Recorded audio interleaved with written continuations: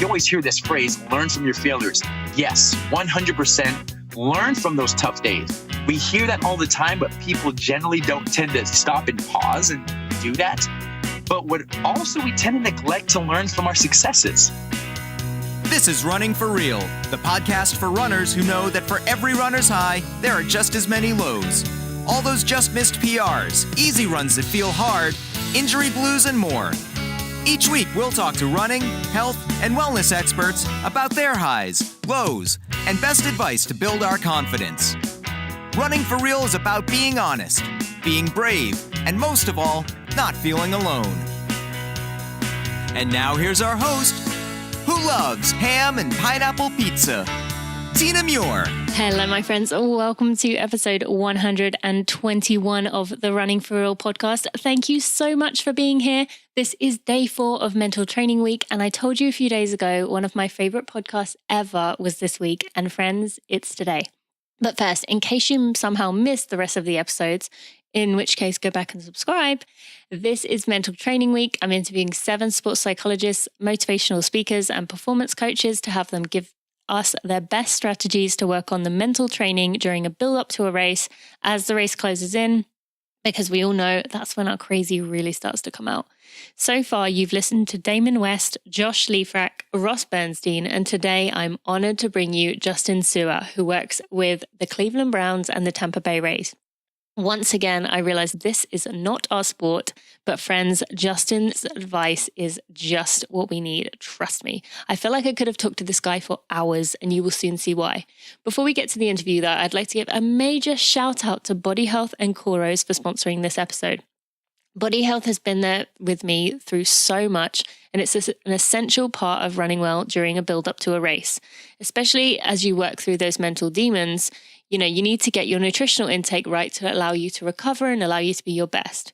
We all know food sources are best if you can get them, but realistically, do we always get it right in? I know I don't. Body Health Perfect Amino will actually be absorbed better and faster than the food sources in proteins of foods that you might get. So you can rest easy until you get your meal, knowing you're being taken care of regardless of when you take it.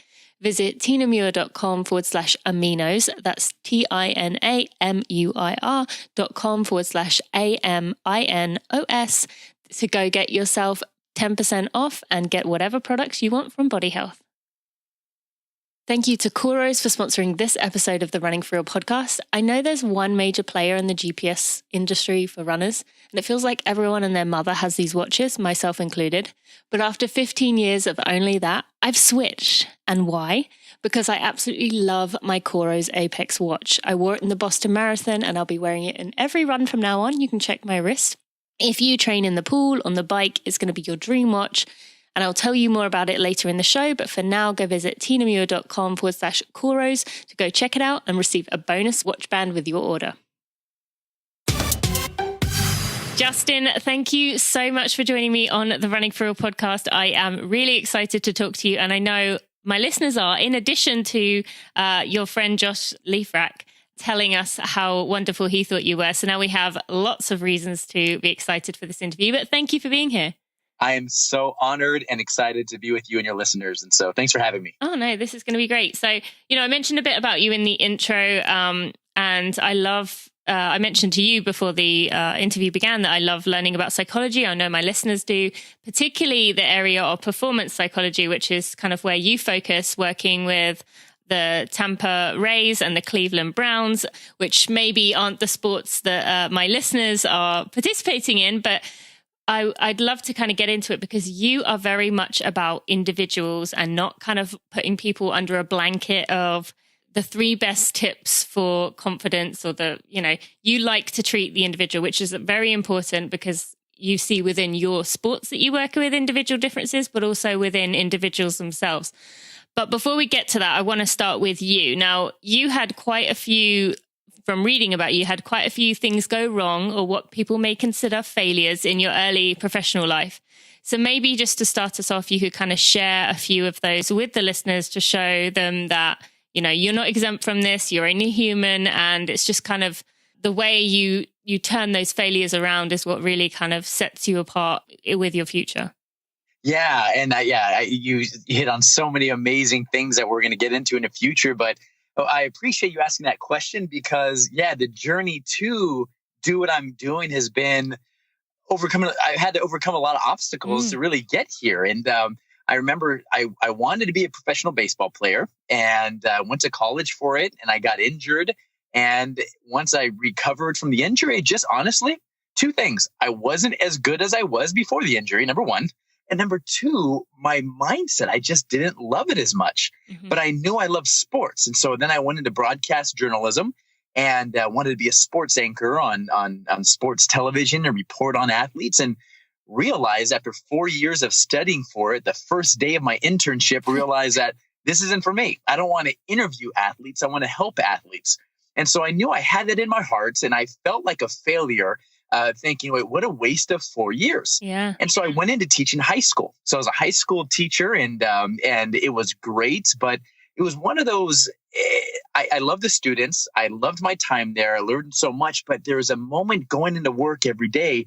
I felt there was something more. I felt there was something that I wasn't tapping into, and not because I couldn't, but because I was afraid.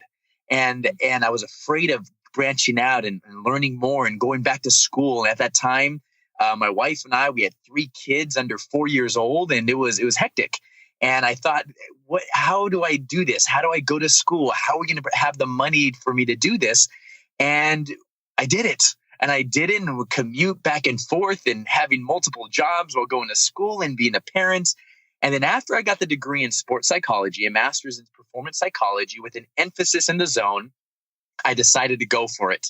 Left the cushy, and I can say cushy, high school teaching job, which is really not cushy, and to go into entrepreneurship. It was terrifying. It was exciting. It was the best experience, and it was the worst experience all at the same time. Entrepreneurship is it's like being an athlete, and we had our ups and our downs. We had moments where we struggled financially, but I knew this is what I wanted to do. So I continued to work, continued to learn. And then next thing you know, the U.S. Army reached out to work with soldiers there. And then a place called the IMG Academy reached out to work with high-level youth athletes. And then the Major League Baseball team, the Boston Red Sox, reached out. And then the Cleveland Browns. And so now I've just had the incredible pleasure to, after all these obstacles and ups and downs, having the tremendous pleasure and opportunity and privilege to work with some of the best athletes in the world and help them navigate through their own mindsets and through their own psychological constructs to help them show up the best version of themselves when it matters most. I love that. And thank you for sharing both the ups, the downs, and kind of saying the feelings that went along with that. Because it's very easy to say, I did this and it didn't really work. And then I tried that. But you actually said the feelings, the things you were experiencing, terrified, fear, things like that. Now, when you got injured as an athlete and then kind of you wanted to do kind of the commentating aspect of things, being obviously younger at this point as well, how did you not let your kind of identity keep getting rolled up in this? Or was it getting rolled up in this? Like, it was. Yes. I'm sorry I interrupted you. And I was so excited to answer that question. It was wrapped up in there. And it wasn't until many years later, doing what I'm doing now, understanding the psychological aspect of injury. And because as an athlete, being an athlete is, especially a high-level athlete. And I was just in college, and I say just college, but a pretty high-level college athlete. It's even more prevalent in elite athletes the further along you go, because it's like when you go to those family reunions and those holidays, the question that people ask elite athletes is, how's your sport? How's running? How's training? How's this? When's your next competition? When's your next race? And it just tends to be the conversation. That tends to be the food you eat is impacted by your goals and what you do as an athlete, what you watch, what you listen to, what you wear, how you sleep. All of it is huge. And so when you get injured or you retire, you really go through, it's called the grieving process. Yeah. Very, very similar to what those who go through when they lose a loved one or when they lose a job, they will go through, and I went through. I wasn't aware of it when I experienced it as a youngster, but now I deal with that every single day, or I don't necessarily deal with it, but I help athletes navigate through that, where they experience the anger, or first the numbness, and then they experience the anger, then the sadness, then the depression, and then the acceptance. And then the crazy thing is they experience it all over again. And so I really, with the Army, I really emphasize that working with injured athletes or injured soldiers, and now doing so with injured elite athletes. But my first taste of that was experiencing it firsthand myself in college. Absolutely. Yeah, it's and I'm glad you mentioned that about kind of being asked, because even the listeners, maybe you're a recreational runner, but I mean, I'm sure if you're talking to loved ones, to friends, to family about how you're doing this race, and you can't meet up with them on Saturday because you have to do a run, and then a few weeks later, they're just trying to be nice, asking you about it, and you happen to have an injury. I mean, I remember so many occasions where people would come up to me and I'd be like, please don't ask me about my running. Please don't ask me about my running. Because I knew I'd start crying if they did. And of course, what was the first thing they say? So how's your training going? And I'd be like, exactly. Oh. And so it is heartbreaking. And thank you for sharing that in a real way. And one other thing you mentioned there's two parts that I want to ask about this. You mentioned about going back to school and that being very scary, which it is. And when we were talking before the interview, I mentioned to you, and I think my listeners know this, that someday I want to go back and get a psychology degree. And you mentioned that that's what, you went back and essentially did that. I'm talking about doing it in a few decades, but so a bit further along. But what gave you what gave you the jump to actually go for it and overcome that fear to go back? Because especially with kids, that would be so easy to say, you know what, it's not the right time. And, your wife must be amazing to support you through this, because I can imagine that was, a lot on her as well. What gave you the just the jump to go do it? I love the word you use is jump, because it was a very specific moment that I can go back and pinpoint with perfect accuracy the moment, the thing that nudged me over.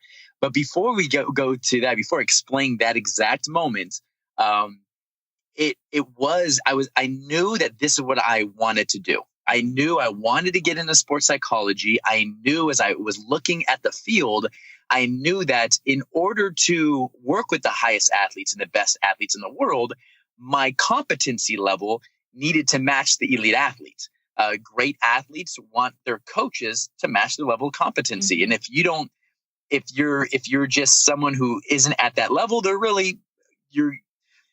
basically, we say in sports psychology, you want your level of competence to match the level of competence with the athletes you're working with. And so I knew if I wanted to get to that goal, if I wanted to achieve that, I really needed to be competent. I needed to study. I needed to go through the best schools and really understand. However, my fear was, number one, didn't have money. Number two, didn't have time. Number three, would my wife be able to support this with 3 kids under 4 years old in diapers and running around? Would she support it? And my wife was incredibly supportive. And she would always say, go do it. Go do it. And I would talk about it. She'd say, go do it. I would talk about it. And I was a big talker. I'd always say, this is what I'm going to do. This is what I'm going to do. But I would never do it. And one night, I'll never forget this. We're getting ready to go to sleep. The kids are in bed. The lights are off.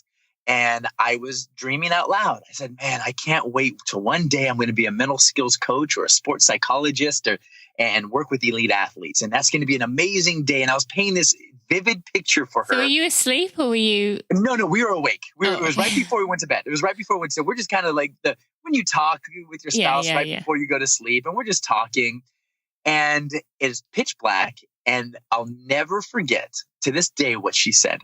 She is the most supportive person in the world. But on this day, she said, "You're all talk, Justin."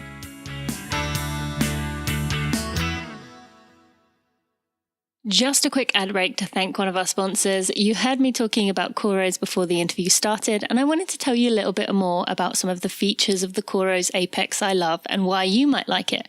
Not only is it gorgeous, I would happily wear this watch as a regular watch with a watch face in many different color combinations. You could change it as much as you like, but it also shows you your exercise for the day behind the regular watch face and how many stairs you've climbed. Well, that's what mine shows, but there are so many unlimited combinations with this watch. You could probably change any features you like in the background. This watch has something for everyone, and with an intelligent stride algorithm, it uses your range of motion to accurately guess your pace and distance, even when satellite isn't really working that well, like inside on a treadmill or in big cities. I've had this watch for months now, and I wanted to be sure that I loved it before I recommended it to you. I really feel like I owe that to you, and moving to a new watch after 15 years was a big deal for me. If you get yourself a watch now, you can get a bonus watch band with your purchase, and even when you do, I would love to hear what features you like best. There are a lot of things I probably haven't even discovered yet, but I would enjoy hearing what you think. Visit tinamuir.com/Coros, that's TINAMUIR/COROS for more information, and I can't wait to hear what you think. No, we were awake. It was right before we went to bed. So we're just kind of like when you talk with your spouse right before you go to sleep, and we're just talking, and it's pitch black. And I'll never forget to this day what she said. She's the most supportive person in the world. But on this day, she said, "You're all talk, Justin." And I paused for a second, and I looked at her. I couldn't see her face. I couldn't hear anything. And her tone was very serious. And I said, and I turned the lights on, and I said, "What did you just say?" And she said, "You're all talk." So what do you mean I'm all talk? She says, "You have been talking about this dream for the past year and a half, and all you do is talk, and you haven't done a thing about it. You're all talk." And that was the moment that literally catapulted me. The next morning, I was on the phone, and I was looking up, and I made the decision to apply, took the test GRE, and ended up getting in. And it took a very supportive and honest, significant other, wife, who believed in me to say, "Hey, let's go do this together." Mm-hmm. Oh, that's so cool. Thank you. And you know, it's funny how someone close to us can just say something, just one thing. I was listening to Brene Brown recently, and she was talking about, I think she calls it a square.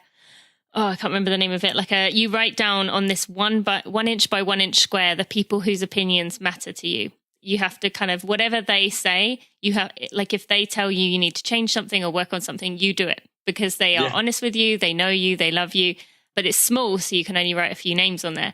And she mentioned that kind of exact thing, that those people, when they say something, that should go in. And it's kind of exactly what happened there. And I love that. Thank you. I love that. That's great. Yeah. I think the book is called Dare to Lead, if anyone wants to take a read. Okay. Or listen. All right. So I want to go through our scenarios here for this episode, kind of the main focus point, and then we can kind of go to more things about you at the end, but I want to make sure this kind of gets covered first. So someone, obviously you are working with different sports, but I want you to kind of imagine someone has a big event coming up in 3 months. So for the runners listening, it's probably going to be a big race in 3 months. Now, they have 3 months to mentally prepare for this race. They know they've got their training down. They know what they have to do from that aspect. But what are 3 things, 3 techniques, 3 decisions you would say they should make in the 3 months before a big event if they want to come at it at their potential? I love that. And what this is a great question, first and foremost. And I want to refer back. I want to go back and just kind of highlight what you said in the very beginning. You did your homework on me because I am not a cookie cutter mental performance coach. And so the 10 steps, the 5 things, the first thing I will say right off the bat is it depends. I will say that right off the bat. However, I will give some universal principles to your listeners who, if you have that race or if they have that race coming up in 3 months, some basic principles, regardless of your personality, what works for you. I think these will benefit anyone who are out there. So first of all, I think the first thing when it comes up to the race is one of the things, and I'll just categorize it with create a bounce back plan. If they're taking notes, I'd say number 1, create a bounce back plan. Army, soldiers in the U.S. Army, one of the first things they're trained to do is how to fix their weapon when it jams. Another thing they're trained to do is how to carry an injured or a dead body. 2 things that will trigger tremendous amounts of emotion in the heat of the battle. However, they're trained on how to do these things early so that if these things happen, and I could even say when they happen, they have this automatic response, non-emotional, to be able to fix it, to do it so that they can focus on the task at hand and get back to what matters most. What happens to a lot of amateur athletes, and elite athletes as well, but they're a little bit more trained, but amateur athletes in particular, is that they have a plan. They have these goals. They have this process.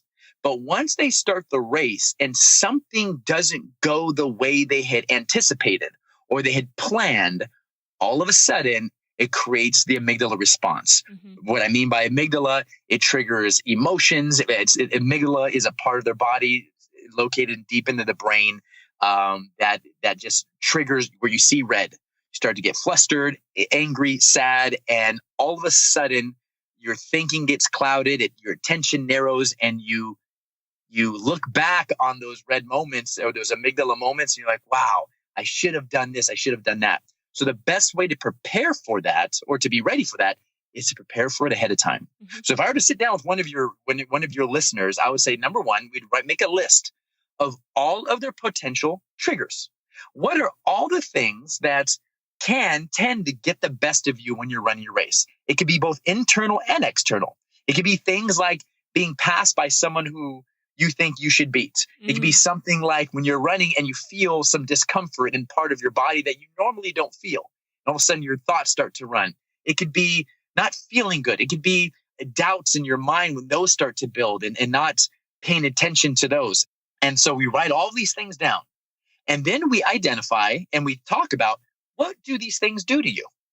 Oh, it makes me sad. It makes me angry.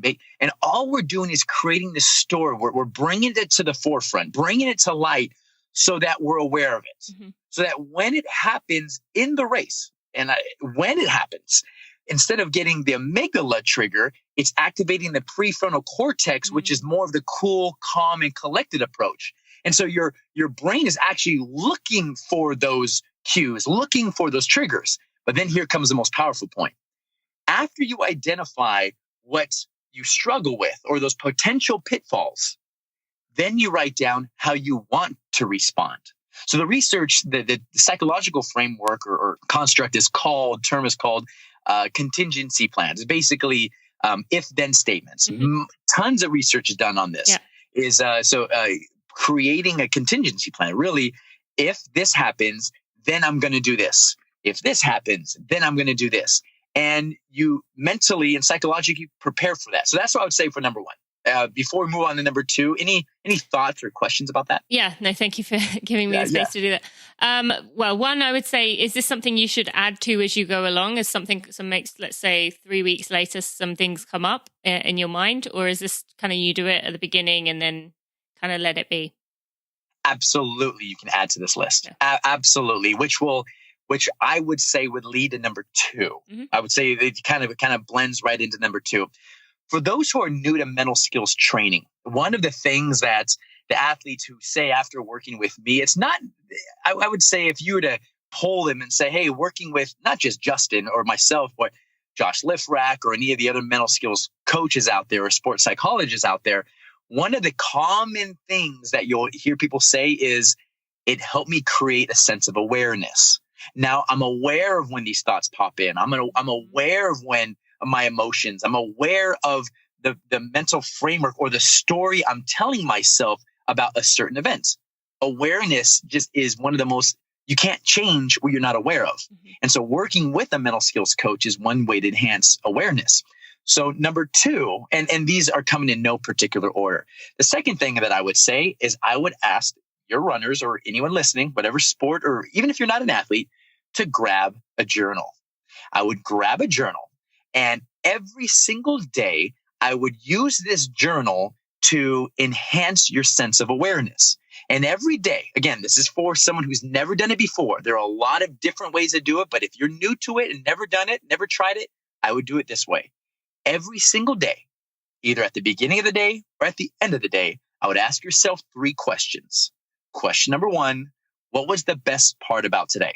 And the reason I would ask that question is because we have a negativity bias, we tend to see things in a negative light. We tend to see all of our deficiencies and insecurities and compare ourselves to other people, particularly athletes, because of social media now, especially. Yep. You think you're fast, you think you're good, and then you look at someone who is younger than you or older than you and faster and better than you, then yeah, that will mess with your mind sometimes.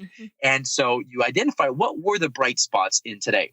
This is activating, helping you generate just the positivity response, helping you see, training your brain every day to see the bright spots.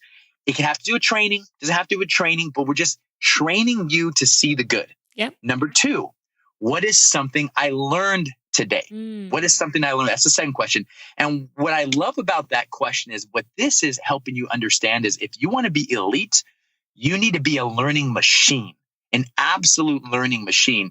And not just learn, you always hear this phrase, learn from your failures, learn from your failures. That's excellent. Yes, 100% learn from those tough days. We hear that all the time, but people generally don't tend to literally stop and pause and do that. But what also we tend to neglect to learn from our successes. When we have an amazing day of training, an amazing race, an amazing event, an amazing date with our loved one, an amazing day with our children, we don't stop and pause and say, what did I do or not do today that could have contributed to that? A lot of times we'll just brush successes under the rug and just kind of carry on, as opposed to pausing and trying to reverse engineer success and say, let me try to, I woke up at this time, or wow, I did some meditation before, or whatever it may be. And the last one is, what am I going to do better tomorrow? Meaning, then the reasoning behind that is to help you put you in the driver's seat. No matter how bad the day was, no matter how bad the training is, the question is now, what are you going to do tomorrow about it? What are you going to do next to help keep you in the driver's seat, realizing that you are in control as opposed to allowing life and circumstances and the events to control you? And so that's what I would say. And here's the best part. I firmly believe that the weakest pen is stronger than the strongest memory. And the best book that you are going to read is the one you write yourself. And so when you do go through a tough time, when you're struggling, when you're having a bad day, to go back and look and think, wow, there's a week I had, to go back and say, wow, look at my mindset during this week. Look at these things I overcame this week. And to be able to catch yourself winning there, because a lot of times we just forget. We forget when things get bad. So I'll pause after 2. And any thoughts or questions? No, that is absolutely amazing. I'm a huge fan of journaling, and I am so happy to hear you say that. And even going back to reflecting back on it, I still have my journals. I use it more when I have had injuries in the past. That's when I found it really powerful. But reading back through the words that I wrote to myself and the way that I wrote, I often found that mine would start very much like, okay, Tina, I know you've been dealt a rough hand. This is tough right now. You're going to do this. And then by the end, it would be like, I am going to get back and I'm going to run amazing in this race and I'm going to qualify for this. I'm going to run this time. I'm going to do this and I'm going to prove it. And it was very like, as if you've kind of given yourself a pep talk. And I just found it so powerful. So I think I just wanted to mention that for anyone who is injured right now, you can also use it that way. But I love the way you just said using it as you're going towards a race. That is just fantastic. Thank you so much. And I love what you just said. I mean, it's so true. One of the things I do, another subset, or even not even subset, a set of athletes I work with are elite CrossFit athletes. Some of the best CrossFit athletes in the world. And one of the things that I have them do before a big competition, whether it be the Open or the regionals, which used to have or the actual CrossFit Games or any event, I have them write a letter to themselves, a letter to them by them, saying that, hey, you're about to go into this event. Nobody knows the inner chambers of your heart more than you. I want you, whether it be male or female, to write a letter to the future you. Now that you're feeling good, you're distant, you're away from the events, you're not in the heat of the moment. What advice do you think you need to hear from yourself? They're amazing. Yeah. And they'll write them in their journals, and it sounds exactly what you just said. And they say, hey, this is what you're going to go up against. And someone will say, hey, you just remember why you're doing this. Hey, remember, it's not about, kind of giving themselves reminders. And right before the event, the night before, I will say, okay, remember that letter you wrote to yourself? Go back and read it before you go to bed tonight. And that one little thing has been amazing. As they're going through the event, some of these men and women will be like, I was thinking about my words to myself. I was thinking about my reminders to myself. And because a lot of times in the heat of the moment, we just forget. Yeah. We forget. We get so caught up in the moment that we forget the plan or forget our purpose or forget our triggers or forget our anchors. And I'm saying a lot of things that we probably haven't explained yet, but these are things that we go over with all these athletes that they know about, and we want to remind them of it. Mm-hmm. So good. So was that number 3 there? That was number 2. That was number 2. Okay. So number 1 was have a balanced life plan. Number 2 was a journal every single day. And then emphasis on every day, because the more you do it, the more awareness that you're going to start developing. You're strengthening that awareness, not muscle. And number 3, it's a very popular one. However, it is so important. I would begin a mindfulness meditation practice immediately. So hard to do. I struggle with this. So this is so hard to fit it in, as ridiculous as that sounds. You hit the nail on the head. Yeah. That is always the number one issue or concern, particularly with elite athletes. And what I love about mindfulness and the research behind it is first of all, just I want to peel back on just the purpose of mindfulness training, the purpose of doing it. It's a focus technique. It's helping you, training yourself to put your mind where you want, when you want. And so all mindfulness training is, and I'm going to go back to just to help people who are struggling to kind of fit it into their day. So all it is finding an anchor. It could be a sound. It could be your breath. It could be a visual point. It could be a word in your mind, and focusing on it. And once your mind starts to go away, just bring your attention right back to it. And it's nothing more and it's nothing less than that. Thank you to Body Health for sponsoring these bonus episodes of the Running for Real podcast. You've heard me talk about Body Health Perfect Amino a lot over the years. And I'm sure you've noticed that I wore the Body Health logo on my chest in the Boston Marathon. Because they've supported me for so many years and they've been with me through thick and thin, I wanted to make sure everyone knew that they were behind me and I appreciated them. Maybe you've heard me talking about it, but felt a little bit confused as to what it was. They created a page to answer your questions that are just for Running for Real fans, and you can visit it by go to tinamuir.com/aminos. That's TINAMUIR.com/AMINOS. Perfect Amino helps your body recover from tough training, something you are going to need as you work through these mental tips and tricks learned in these episodes as you have your big races coming. As many of the experts mentioned, getting your fueling and recovery right is absolutely critical. Yes, even from a mental perspective. And Body Health Perfect Amino contains the 8 essential amino acids the body needs to support and maintain its muscular, skeletal, enzymatic, and hormonal systems. The essential amino acids in Perfect Amino are in the exact proportions needed for maximum utilization by the body, and nothing else is utilized as well to make protein. You can get 10% off anything on the Body Health website, but particularly Perfect Amino, my favorite product, using code TINAMUIR10, or you can go to tinamuir.com/aminos. That's TINAMUIR.com/AMINOS. I would begin a mindfulness meditation practice immediately. So hard to do. I struggle with this. So this is so hard to fit it in, as ridiculous as that sounds. You hit the nail on the head. Yeah. That is always the number one issue or concern, particularly with elite athletes. And what I love about mindfulness and the research behind it is first of all, just I want to peel back on just the purpose of mindfulness training, the purpose of doing it. It's a focus technique. It's helping you, training yourself to put your mind where you want, when you want. And so all mindfulness training is, and I'm going to go back to just to help people who are struggling to kind of fit it into their day. So all it is finding an anchor. It could be a sound. It could be your breath. It could be a visual point. It could be a word in your mind, and focusing on it. And once your mind starts to go away, just bring your attention right back to it. And it's nothing more and it's nothing less than that, which is so great about it. Now, here's the thing. The first thing athletes will tell me is, 10 minutes is too long. I get bored doing it. It's too difficult. And so what you want to do if you struggle with that is attach it to something you already do.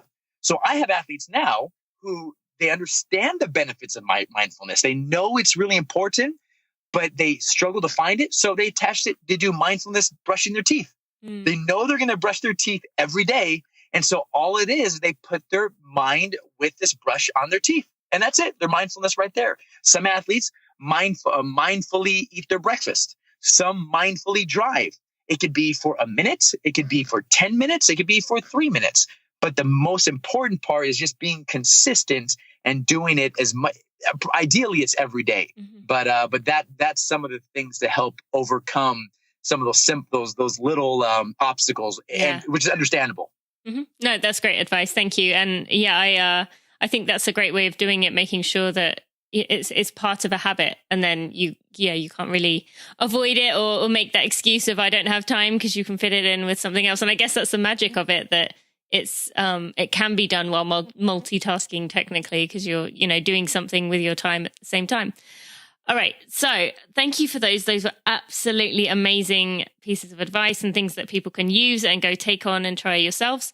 So let's talk the next step. So it's maybe a few weeks out from the big event.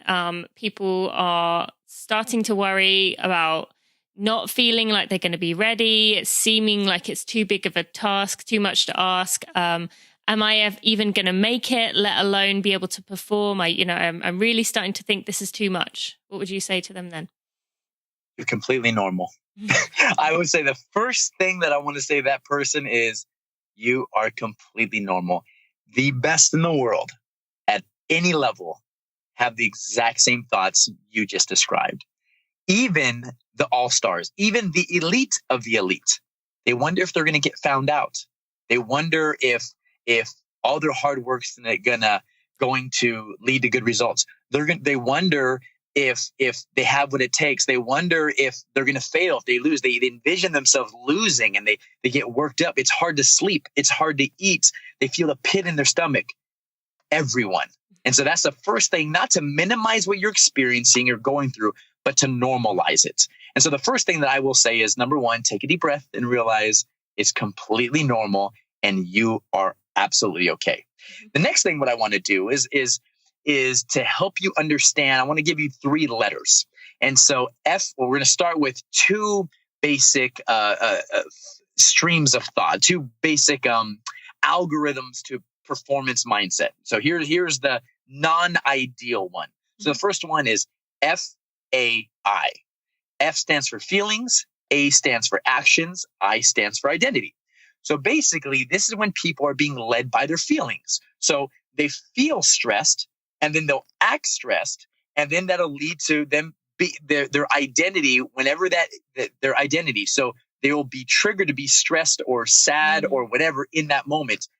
Listening, taking counsel from their fear. So if I feel sad, I'm going to act sad, and I'm going to be sad anytime this experience happens.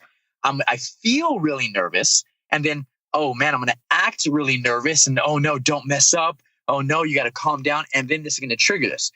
What I would say for what the elite athletes do is they change the algorithm.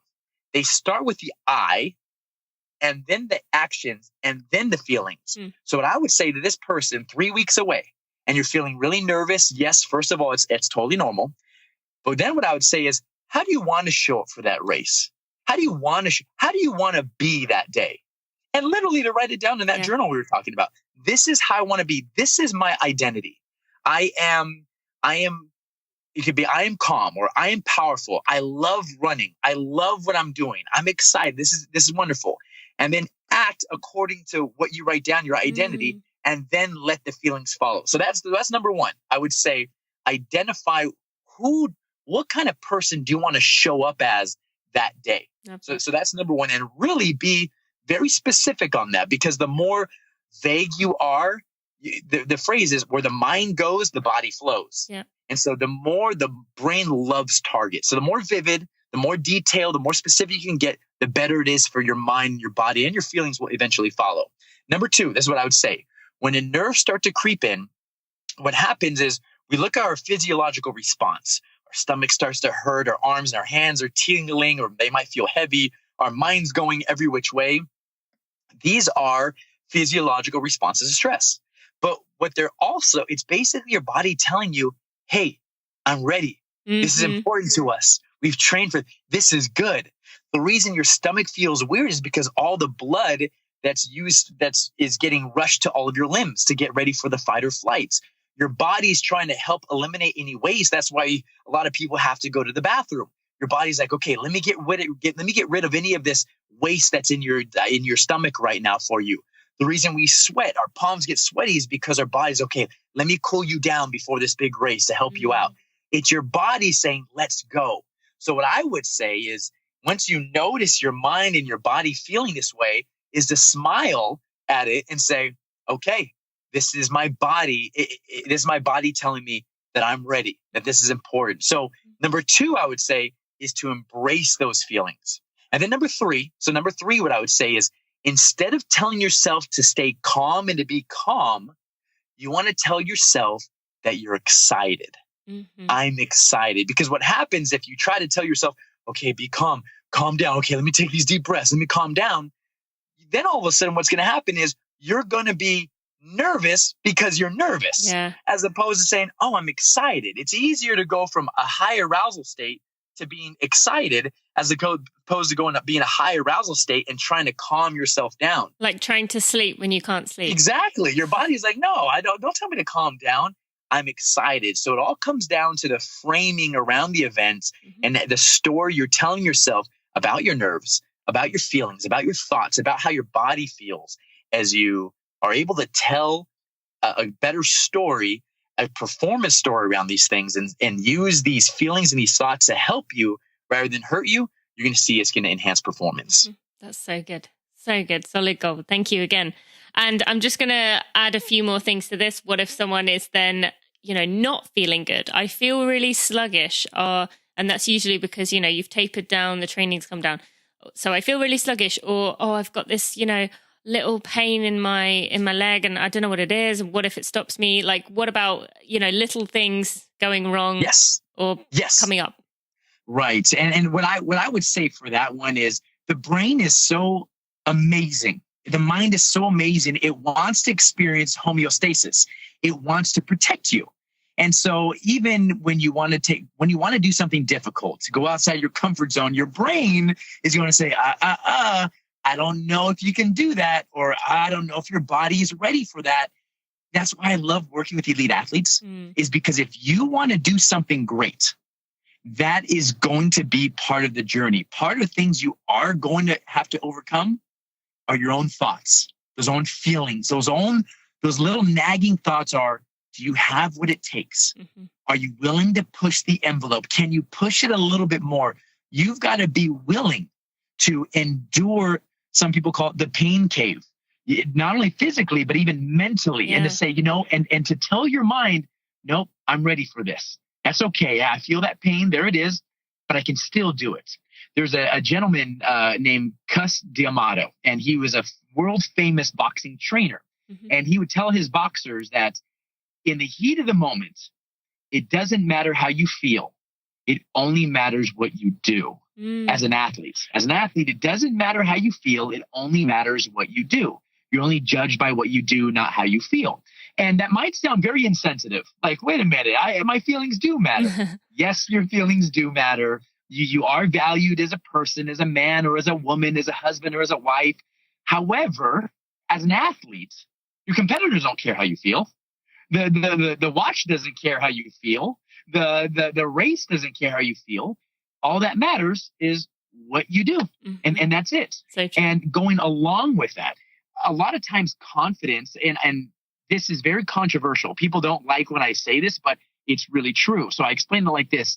How many times have you showed up for an event, a race, feeling incredibly confident and feeling your body felt amazing, but when the event or the race was over, you really didn't do as well as you thought you were going to do? Now, conversely, how many times did you show up to a race or an event and maybe you didn't have confidence? You worried, you doubted, maybe your body didn't feel great, and you did way better than you thought you were going to do. Yeah, that just shows how fickle confidence is. Just because you feel confident, that or not feel confident, that's not the barometer or an indicator of exactly how you're going to do. So to notice them, to look at them and say, okay, that's how I feel. It's all right. Let me focus on the task at hand. And so very common. It happens to everybody, but it's one of those things. There's no real technique necessarily. Mm-hmm. It's just being aware of it. Yep. And then running through it. That's great. Thank you. And then with what you just mentioned there about, feeling bad and doing well, or feeling good and doing bad, how much of that do you think is when you feel good, you kind of get caught up in thinking it's going to feel easy, and then it doesn't? It's always going to be hard. You're always going to reach a hard part, but you haven't got the right mindset to be able to kind of turn it around, because you just kind of got it in your head that everything's going to go smooth. Do you think that's the case? I can tell I'm talking to an elite athlete. I can tell from your questions.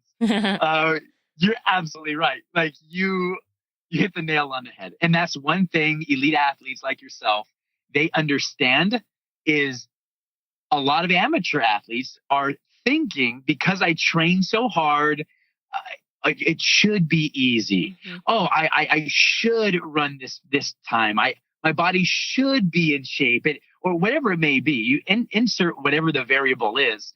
But what elite athletes understand, highest level athletes understand, is that it's going to be incredibly hard. Mm-hmm. It is, even if the weather is perfect and my body feels great, it's going to be incredibly hard. Yep. And to prime your mind for that, to know that, and to know this, it's supposed to be hard. And a phrase that I love to talk about, a principle is difficult is not bad.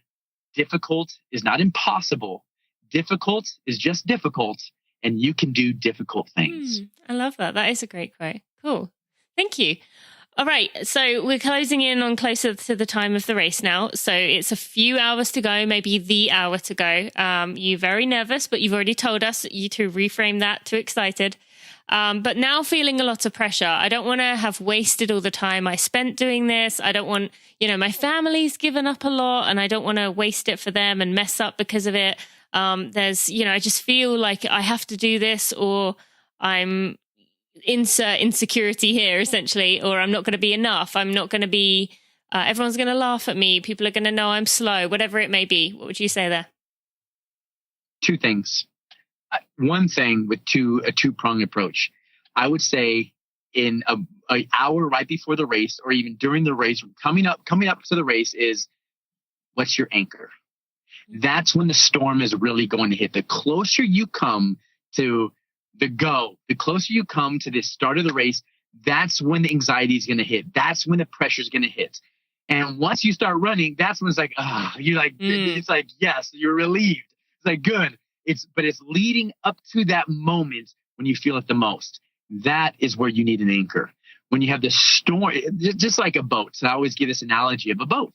And the reason you have an anchor for boats is it keeps you grounded. It keeps you stable in the midst of the sea that is thrown about by the waves and the wind.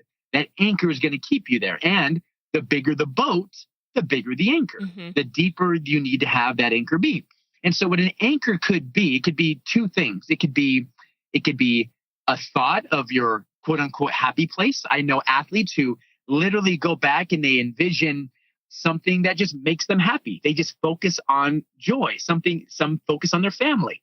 Some people focus on their why. Some people will listen to music or watch videos. They'll give their brain something to chew on. So what I would do, what is going to be anchor? What is going to be the thing to keep your mind and your body still? You're not going to stop the storm. You're not, but it's going to be kind of an umbrella in the storm that will keep you from getting soaking wet from your emotions. Yeah, it's going to get wet. Yeah, the winds are going to go. They're going to blow, but you're going to have your anchor. One of the best anchors, now part two of that, is a routine. You need a pre-performance routine, something to start to activate your brain, to let your mind and your body know I'm in control. Because there's going to be a lot of things you can't control. And honestly, you'll hear people say, control your thoughts, control your thoughts. You and I know that sometimes that is impossible. Mm-hmm. You might say, I'm trying to control my thoughts. Or people say, hey, just think positive. Hey, just believe in yourself. Yeah, well, I can't right now. Yeah. I wish I could. I wish I could tell myself, oh, you're going to do great. But these these thoughts are just enveloping me right now. They're overcoming me right now. And so a routine to help you trigger to your mind whether, and you would know better than I would, what a routine would look like. And so we'd say, okay, hour before the race, I'm going to do this. 45 minutes before the race, I'm going to do this.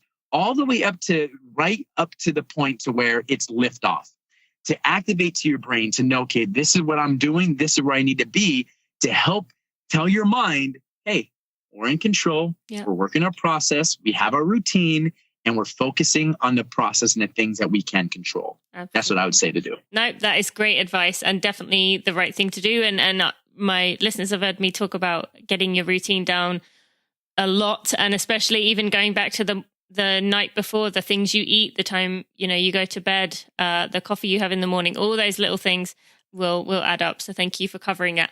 Right. So now someone is in the race. They're in a bit of a hard patch, not feeling good and have a long way to go, thinking about how much is left, thinking about dropping out. Mind is just spinning out of control. I can't do this. Like you said about, telling yourself, yes, you can do this and saying, but I can't. I'm done. What would you say there? I would say this is where your if-then contingency planning comes in. Okay. This is basically say, hey, we prepared for this. I knew I was going to encounter this. So I would say deploy whatever you had planned ahead of time. And that's why it's so important to have identified ahead of time what it's going to be. And let's say just you still don't know. You're just still floundering. This is where you need to think on purpose with purpose. This is where you need to have some thoughts so that your mind can be incredibly clean. So you can have a clean mind to be able to anchor, because the brain is amazing. Here's an example. I'll give you a little example. Let's say you have a 10-ounce cup and I pour a gallon of water into that 10-ounce cup. Now I'll ask your audience, and obviously we can't hear them answer, but I would ask your audience, okay, if I pour a gallon of water into a 10-ounce cup, how much water is going to be in the cup? And your audience, because they're a sharp audience, is going to say 10 ounces. And the next question is, why only 10 ounces? And then they're going to say, well, because that's all it fits. And then I'm going to ask, where's the rest of the water? And they're going to say it's all over the table. That glass represents your mind. Limited capacity. There's only so much that can fit in there. So you give power to what you focus on. And whatever you fill that mind with in that moment, that's going to impact your emotions and ultimately impact performance. Mm-hmm. And so what I would tell your runners in the heat of the moment, when you're struggling, have a go-to thought. This powerful thought that will trigger your emotions. It might be your why. For some of you, it might be your family. For some of you, it might be the thought of just one foot in front of the other. There's a runner, an ultra marathoner named David Goggins, mm-hmm. and he has something he calls it the cookie jar. The cookie jar, basically, when he wants to quit and all those thoughts start coming into his mind, he goes back and he remembers all of the hardships he's overcome in his life. And he remembers, wow, I've overcome that hard thing before.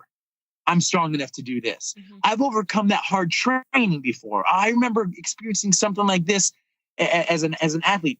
Women who have given birth. I've given birth to children.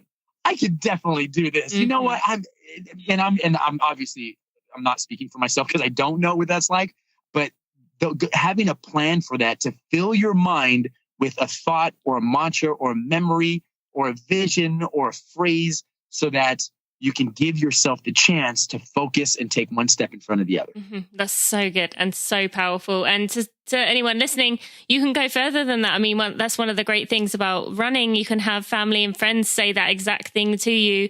Maybe have them stand at a point that is 2/3, 3/4 of the way through where you're going to be feeling a bit rough. Have them yell it out. I specifically remember doing a 10K on the track once, and I'd been injured, and I think I'd been running 4 weeks and I had one shot to qualify for the national championships. And I knew pool running was going to be my thing because that's what I'd been doing. I'd been in the pool for 2 months straight and I'd had 1 month from zero to getting back to a little bit. And so I, would say to myself pretty much what you said. I did not go through all those hours staring at a damn wall in the pool to give up now. So yeah, perfect. I love it. The phrase, what you did is, and I would say, stop listening to yourself and start talking to yourself. Mm-hmm. And I love that's what good. you did. That's what you did. Yeah, that's so true. Thank you. All right. So 2 different scenarios after the race. Someone who has had an amazing time. They have accomplished their goals, but now feeling a little bit lost, not sure where to go, feeling a bit kind of sad because it's kind of over and not sure what's next. What would you say to them? Yes. Once again, and I don't mean to It depends. beating a dead horse. The other one is it's normal. Uh-huh. We see that with athletes from sports athletes, individual athletes, after coming down from a championship or a successful race or an event, you're going to feel a little, I don't want to say a loss, but kind of like, ugh, like, wow, I shouldn't be feeling like this. Why am I not as excited or motivated or almost questioning, like, what do I do now? Almost lost. And the reason behind that is you are so routine oriented leading up to the race. You were so regimented, what you ate, what you did, and you had a process, and you got into this set of habits and preparing for that moment. And then once the moment is over, your brain is like, okay, so now what do we do? Next? Yeah. And exactly. It's like, wait, so what's next? And be in that space, that almost dead space, we can call it. Your brain is going to go every which way, searching, craving a routine, craving those habits, almost saying, wow, I want to go back to those things. And so I would say this is after a good race, by the way. We even got to that after a poor one. So that is completely normal. So what I would say is number one, obviously, is to realize that is normal. And then number 2 is to know that those feelings, those thoughts are going to subside. It is part of the process, but you will start to get on track. And what I would say is to do an AAR, an after action review, taking a look at your training, taking a look at your race, and really sitting down and breaking it down. How did it go? How was your training? Are there any changes you'd make? Is there anything you would have done better? Is there any hiccups that along the way? I'm just making these questions up as we go. During the race, what went well? And be truly honest with yourself.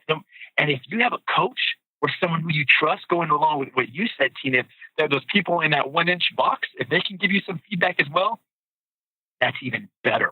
Mm-hmm. And because sometimes we have these blind spots that we don't see.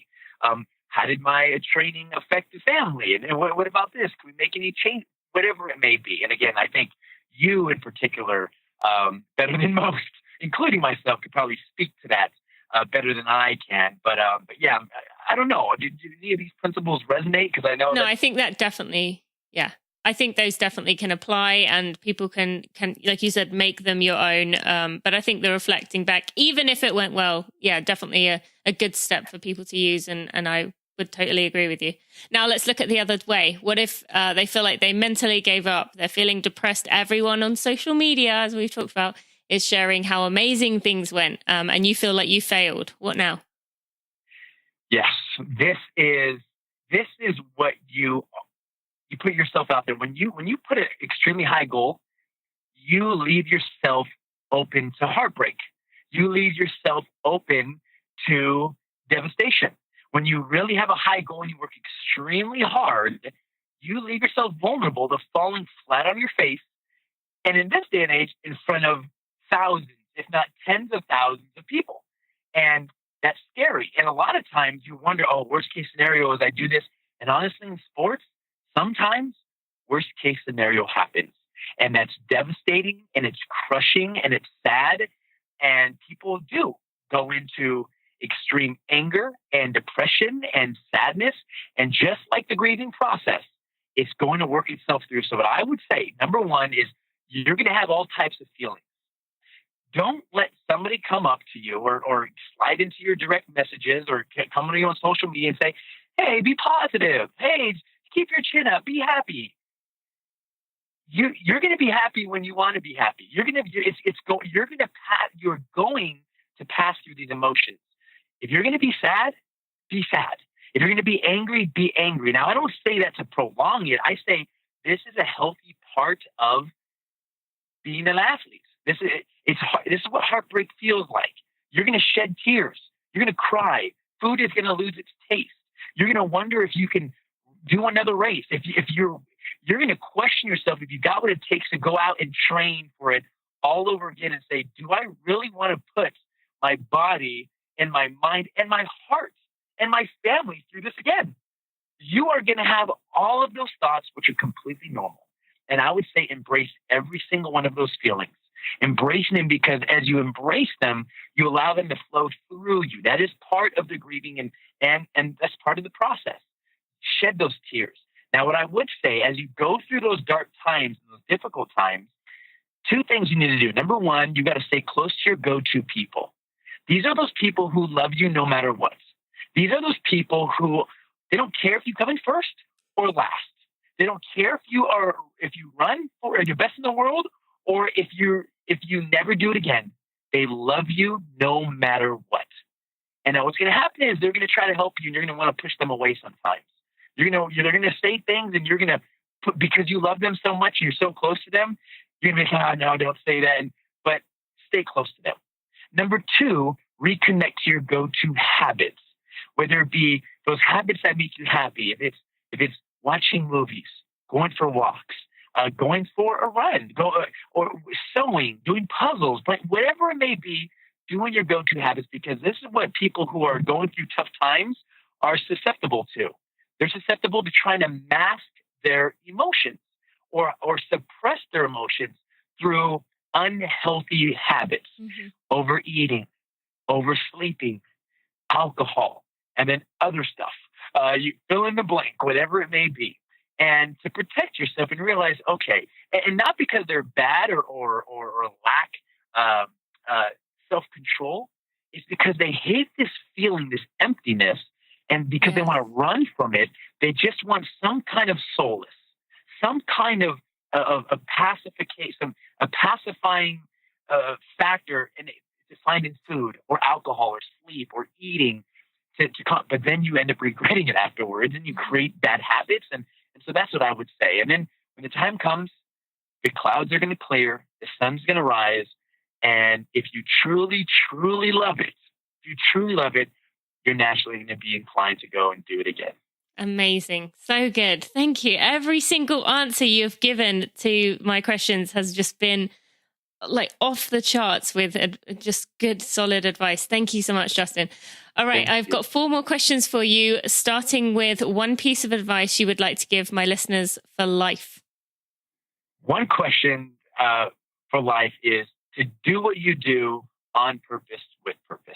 I think that is one of the most important principles to live by. Think on purpose, train on purpose, eat on purpose, be with your family on purpose, just doing what you do on purpose with purpose. And as you do that, you'll be amazed on what you can do and how well you can do it. Love it. Thank you. That's amazing. All right. One person to follow on social media and why, and you're not allowed to say Josh, just to make him feel good. Honestly, someone who I am inspired by and I love, and I haven't read her book, but I think you just mentioned her. Brene Brown is amazing. She is amazing and articulate. And another person who I would say to follow is a woman named Mel Robbins. I've heard of Mel Robbins. Is another one who is outstanding. Very an amazing thinker, and just really, anytime I listen to her speak or see her post, I'm like, wow, that's very insightful. So those are 2 who I would say to follow. Thank you. That is great. All right. How do you want to be remembered on this podcast? I want to be remembered for someone who realizes that we all struggle. We all struggle. And if you struggle, welcome to the club. Yeah. That even I want to be remembered as a person who gave everyone listening permission to have bad days, permission to realize that you're going to have some downs, and everyone does, and you're going to think negatively about yourself, and everyone does, including the best in the world. And you're going to have the imposter syndrome, wondering, who am I to do this? Who am I to achieve this goal? And that happens to everybody. So lift up your head and be courageous and keep taking steps into the dark. That's what I want to be remembered. So good. So good. All right. And finally, what do you tell yourself before you're giving a presentation, a motivational speech, before you're putting yourself in a high pressure situation? Go. go. I think there's a lot. I go, and I would say let's go. Let's go. Almost as excitement. What let's go represents excitement. It's a joy. It's a pleasure. I'm terrified. I'm nervous. Every presentation, I've been doing this for years, whether I'm speaking in front of a team of 25 or an audience of 5,000, I have those nerves and those insecurities and I just, let's go. Love that. And that also represents trust your training and trust your studying and let it fly. Thank you. That's so good, Justin. All right. So you have a podcast called Increase Your Impact. Maybe tell us a bit about that, what it is, and where else people can find you. Yeah. Increase Your Impact is a podcast for people who hate podcasts. That's what an athlete told me once. He's like, I don't like listening to podcasts. And so the reason I say that is it's every weekday, and every episode is only 3 to 5 minutes long. Yep. That's it. 3 to 5 minutes long. And it's just a tip for the day, a strategy, a principle. So listen to your favorite podcast, including this one, but this one right here, it's for athletes really. As you're on your way to the gym or on your way to the run or the workout or whatever, and moms and dads listen to it, dropping their kids off for school, short, quick, tangible, actionable, and be found anywhere you can find a podcast. And another easy way to find me is just on Twitter or on Instagram at Justin Sua. Very easy. Yep, which is SUA. Yeah. That's so funny you say that about dropping off kids, because I'm envisioning these kids like jumping out the car like, I'm ready, like kind of like ready, like taking on the advice themselves as they go about their day. That would be so funny to see. But Justin, seriously, the most amazing advice. Thank you so much for your wisdom, your knowledge, just your kindness, your heart, everything. It just absolutely fantastic. I appreciate you so much. And I have a feeling you're going to have quite a few new runners flooding your feeds very soon, because just so inspiring. Thank you so much. Thank you so much, Tina. So honored and grateful to have chatted with you for the last hour or so. My friends, if you have a minute and you could leave a review on your favorite podcast player, Apple Podcasts, iTunes, Stitcher, Overcast, Pocket Cast, Spotify, or whatever else podcast player you use to listen to this podcast, or if you would subscribe to this podcast, you will help me get out in front of new runners to make our tribe even bigger and even better. It might not seem like you as one person can make a difference, but really it helps a lot. And it shows me you appreciate the hard work I put in for those. Thank you so much. Well, what did you think? He was right on with what we needed to hear. I hope you were taking notes for that one. We needed it. If you didn't, remember I can email you show notes every Friday. Just send me an email, tina@tinamuir.com, and I will make sure I do that for you every week. You can find links to everything we talked about today in the show notes at tinamuir.com/episode 121. Tomorrow is day 5, and I have another amazing performance coach who recently worked alongside Kobe Bryant for an ESPN special. Ben is one of the most in-demand speakers around, and he has a lot to offer us. If you've been enjoying these episodes and wouldn't mind giving me a review, I'd really appreciate that a lot. Thank you so much, my friends. I will see you tomorrow. Thanks for listening to the Running for Real podcast. Be sure to check out tinamuir.com for show notes and even more helpful running information.